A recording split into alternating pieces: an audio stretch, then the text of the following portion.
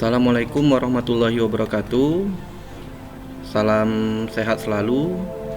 Pada kesempatan yang berbahagia ini, anak-anak sekalian, kita akan melaksanakan pembelajaran PPKN kita pada KD kedua 3.2, yakni Sistem dan Dinamika Demokrasi Pancasila.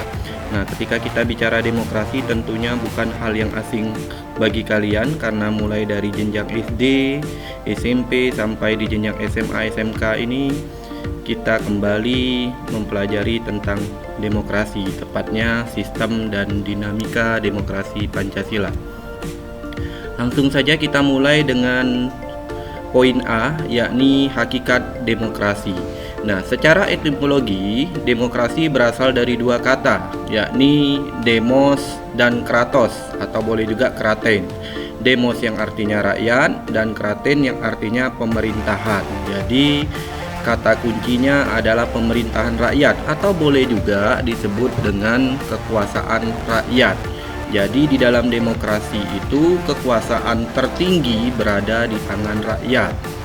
Nah, kalau kita kembalikan kepada dasar hukum, terdapat dalam ketentuan konstitusional pasal 1 ayat 2 Undang-Undang Dasar Negara Republik Indonesia tahun 1945, yakni pasal 1 ayat 2 yang berbunyi, kedaulatan berada di tangan rakyat dan dilaksanakan menurut Undang-Undang Dasar. Jadi hakikat demokrasi itu kekuasaan terbatas, bukan kekuasaan tidak terbatas, sebagaimana dikemukakan oleh tokoh bernama Lord Acton, mengatakan bahwa ketika ada kekuasaan saja ada kemungkinan disalahgunakan, apalagi kalau kekuasaan yang tidak terbatas pasti disalahgunakan. Jadi intinya dalam demokrasi kekuasaan terbatas atau dibatasi.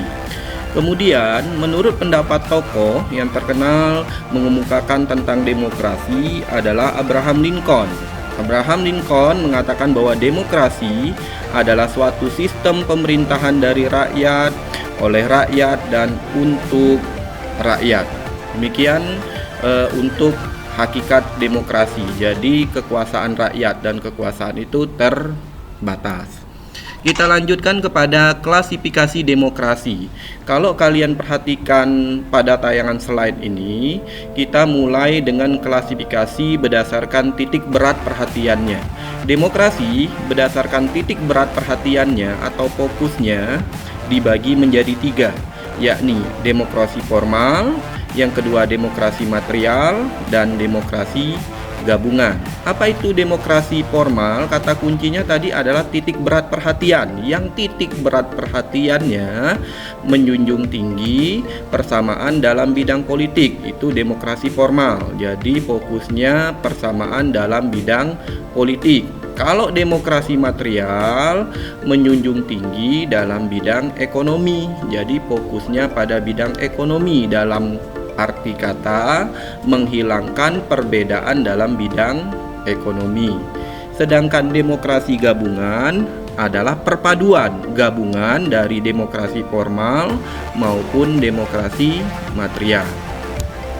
Baik, kita lanjut ke slide berikutnya, adalah klasifikasi demokrasi berdasarkan ideologi dan klasifikasi demokrasi berdasarkan proses penyaluran kehendak rakyat. Kita mulai terlebih dahulu berdasarkan ideologi. Nah, berdasarkan ideologi, demokrasi dibagi menjadi 2, yakni demokrasi konstitusional atau demokrasi liberal yang menjunjung tinggi kebebasan individualisme. Sedangkan satu lagi disebut dengan demokrasi rakyat atau demokrasi proletar yang cenderung kepada paham Marxisme komunisme. Nah, kemudian kita lihat pembagian atau klasifikasi demokrasi berdasarkan proses penyaluran kehendak rakyat dibagi menjadi 2. Ada demokrasi langsung dan demokrasi tidak langsung. Demokrasi langsung maksudnya adalah secara langsung mengikutsertakan setiap warga negaranya dalam suatu wadah. Nah, pada saat ini tentunya tidak memungkinkan kalau kita kumpulkan dalam suatu wadah dan Demokrasi langsung pada saat itu dilaksanakan di Yunani kuno pada abad ke-5 Masehi. Jadi hampir semua negara pada saat ini melaksanakan demokrasi tidak langsung, yaitu melalui sistem perwakilan. Jadi kita memilih wakil kita untuk memperjuangkan aspirasi kita. Nah, itu maksudnya. Baik, kita lanjutkan kepada prinsip-prinsip demokrasi. Nah, untuk prinsip-prinsip demokrasi pada tayangan slide ada pendapat yang dikemukakan. Yang pertama adalah menurut Henry B. Mayo dan menurut Alamudi. Jadi Bapak secara lebih lanjut tidak akan menjelaskan satu persatu komponen dari prinsip-prinsip demokrasi yang mereka sampaikan, tetapi dapat kita jadikan semacam rujukan atau referensi. Nah, tetapi dari dua pendapat ini bisa kita simpulkan bahwa prinsip dasar demokrasi adalah dua. Yang pertama adanya pengakuan dan jaminan hak asasi manusia, dan yang kedua adanya partisipasi rakyat dalam pemerintahan. Jadi intinya bisa kita ramu bahwa prinsip dasar demokrasi atau asas-asas pokok demokrasi yakni pertama adanya pengakuan dan jaminan hak asasi manusia, dan yang kedua adanya partisipasi rakyat dalam pemerintahan. Oke, bisa dipahami ya. Kita lanjut kepada kata kunci pembahasan kita pada hari ini, yakni tentang dinamika demokrasi Pancasila. Jadi pada saat ini negara kita melaksanakan demokrasi Pancasila. Kita awali dulu dengan definisi atau konsep apa itu demokrasi Pancasila. Demokrasi Pancasila adalah demokrasi yang berdasarkan kerakyatan yang dipimpin oleh hikmat kebijaksanaan dalam permusyawaratan perwakilan serta dijiwai oleh sila-sila lainnya. Dengan kata lain, demokrasi Pancasila, sila keempat adalah sebagai pilar utama, tetapi tidak terpisahkan. Dia satu kesatuan atau bahasanya dijiwai oleh sila-sila lainnya. Itu pengertian dari demokrasi Pancasila. Nah, kemudian kita bahas tentang prioderisasi perkembangan demokrasi Pancasila. Kita mulai dari poin A. Kalau kalian perhatikan poin A dan poin B sama-sama kita pada periode 1945 sampai 1949 maupun 1949 sampai 1959 kita melaksanakan atau menerapkan demokrasi parlementer. Nah, apa yang membedakan antara periode 1945 sampai 1949 dengan 1949 dengan 1959 tidak lain adalah konstitusi yang digunakan. Pada periode 1945 sampai 1949 kita menggunakan yang namanya pernah konstitusi RIS 1949. Konstitusi RIS 1949. Kemudian pada periode 1949 sampai 1959 kita pernah mencoba melaksanakan konstitusi, yakni konstitusi UUDS atau Undang-Undang Dasar Undang-Undang Dasar Sementara 1950.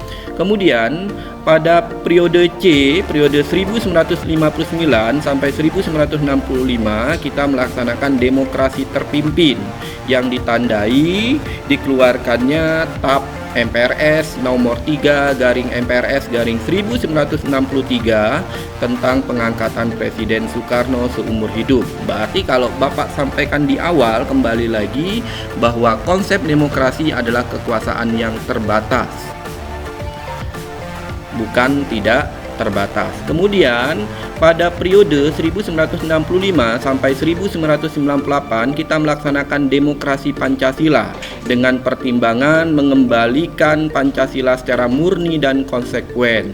Namun ternyata di kondisi di lapangan banyak terjadi hal-hal yang belum sesuai dengan harapan atau tidak sesuai dengan konsep demokrasi yang diharapkan, demokrasi Pancasila yang diharapkan.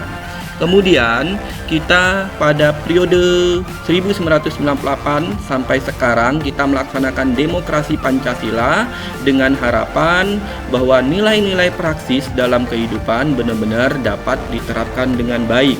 Maka pada tahun 1998 ketika tumbang rezim Orde Baru yang ditandai dengan mengundurkan dirinya Presiden Soeharto pada tanggal 21 Mei 1998 kita melaksanakan reformasi termasuk perubahan terhadap Undang-Undang Dasar atau amandemen. Salah satu contohnya adalah perubahan pada pasal 7 termasuk pasal 1 ayat 2 yang selama ini kekuasaan tertinggi berada di tangan MPR, sekarang berdasarkan amandemen kekuasaan tertinggi berada di tangan rakyat dan dilaksanakan menurut Undang-Undang Dasar. Jadi perbedaannya pada waktu sebelum amandemen, MPR adalah lembaga tertinggi negara. Oke, kita lanjutkan kepada poin C, membangun kehidupan yang demokratis di Indonesia. Mengapa pentingnya membangun kehidupan yang demokratis? Sebagaimana yang tercantum dalam slide, tentunya yang pertama adalah persamaan kedudukan di muka hukum.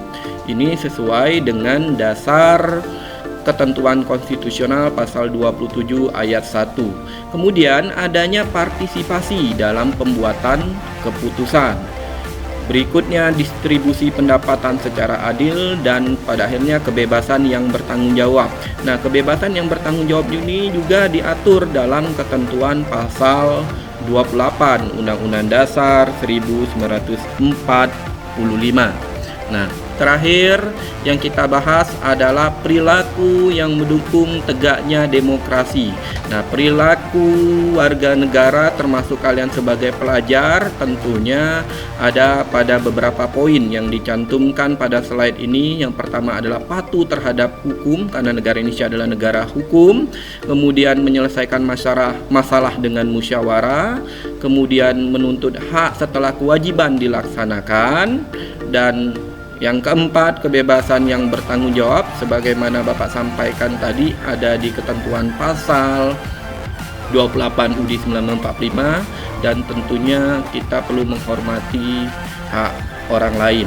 Demikian materi kita pada hari ini, semoga kalian dapat memahami dengan baik dan dapat bermanfaat pula. Bapak akhiri, wassalamualaikum warahmatullahi wabarakatuh.